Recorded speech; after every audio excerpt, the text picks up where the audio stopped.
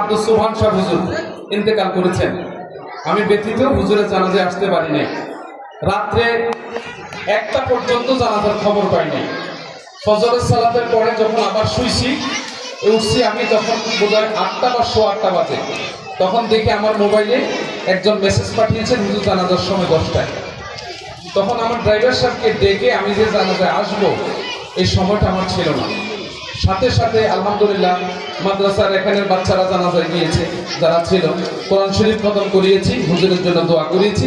হুজুর সর্বজন শ্রদ্ধেয় একজন মানুষ ছিলেন, হুজুর সকলের কাছে সমাদৃত ছিলেন, আমাদের অত্যন্ত আত্মার মানুষ ছিলেন। আল্লাহ হুজুরের কবরটাকে জান্নাতের টুকরা বানায় দেন, সকলে বলি আমিন।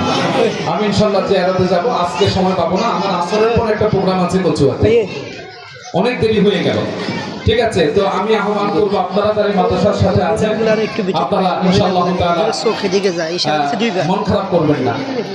মানুষের পড়াশোনার ভিতরেও কিছুটা অনেক ভালো ছাত্রের সময় পড়া ঢুকে না, আবার আস্তে আস্তে আল্লাহ ঠিক করে দেয়। প্রতিষ্ঠানেরও কিছু নদীর মতো জোয়ার ভাটার ব্যাপার আছে, কোনো কোনো সময় একটু ভালো হয়, কোনো সময় একটু খারাপ হয়, এই জন্য মন খারাপ করার কোনো কারণ নাই। আন্তরিকতার সাথে ইনশাআল্লাহ তাআলা কাজ করেন, দেখবেন ইনশাআল্লাহ সফলতা চলে আসবে। আর যারা দায়িত্বশীল আজকে আসছেন আমার আপনাদেরকে আহ্বান করবো, দায়িত্বশীল একটা আমার দোতলাটা দেখে যাই, দোতলাটা একটু দেখে যায়। আর দুই হচ্ছে আমার এখানে সেফটি ট্যাঙ্কি দরকার, এটা খুব বেশি জরুরি দরকার। এটার ব্যাপারে আপনাদের একটু আন্তরিক সহযোগিতা আমি কামনা করছি। আলহামদুলিল্লাহ বাকিটা পশ্চিম পাশে একটা দেয়াল লাগবে, দক্ষিণ পাশে দেয়াল লাগবে। আপনাদের সুযোগ আছে আমি জানি, আপনাদের সুযোগ আছে এটা আমি জানি ইনশাআল্লাহ তাআলা। বর্তমান সরকার মাত্র নতুন আসছে, তারপরও কাজ কাম কিন্তু খারাপ হচ্ছে না।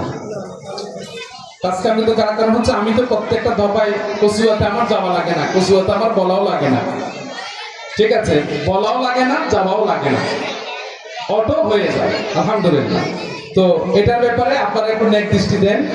আমি আমাকে আমার যে কোনো এক বড় এক জায়গা থেকে বলা হয়েছে একটু ইউনূস সাহেবের সঙ্গে কথা বলার জন্য এবং আমাদের সেলিম সাহেবের সঙ্গে একটু কথা বলার জন্য। ভাবছিলাম আজকে এখানে আসলে একটু ওনার সাথে একান্তে কথা বলবো, ভবিষ্যতে আশায় থাকলো একান্তে কথা বলবো। সাজিলা দরবার রাজনীতি মুক্ত দরবার। আমি সকলকে আহ্বান করবো মনে হীনমন্যতা না রেখে আন্তরিকতার সাথে আমরা একে অপরের সঙ্গে মিলে কাজ করি। আল্লাহ তাআলা আমাদের কবুল করুন, সকলে বলি আমিন। দীর্ঘ সময় নিয়ে নিলাম, অনেক কষ্ট দিয়ে দিয়েছে আপনাদেরকে, প্রায় 2:30 বেজে গেছে। বাচ্চারাও খাওয়া দাওয়ায় কষ্ট পাচ্ছে, আপনাদের জন্য একটু আপ্যায়নের ব্যবস্থা আছে, আপ্যায়ন গ্রহণ করবেন। আর দায়িত্বশীল যারা আছেন, যারা নামাজ পড়েন নাই, অনেকেই তো, সবাই তো নামাজ পড়েনি অনেকেই, আমরা এখনই নামাজ পড়বো, নামাজ পড়ে ইনশাআল্লাহ বিদায় হয়ে যাব। আমি একটু মুখতাসার দোয়া করে দিচ্ছি, একটু দুরূদ সালাম সাল্লাল্লাহু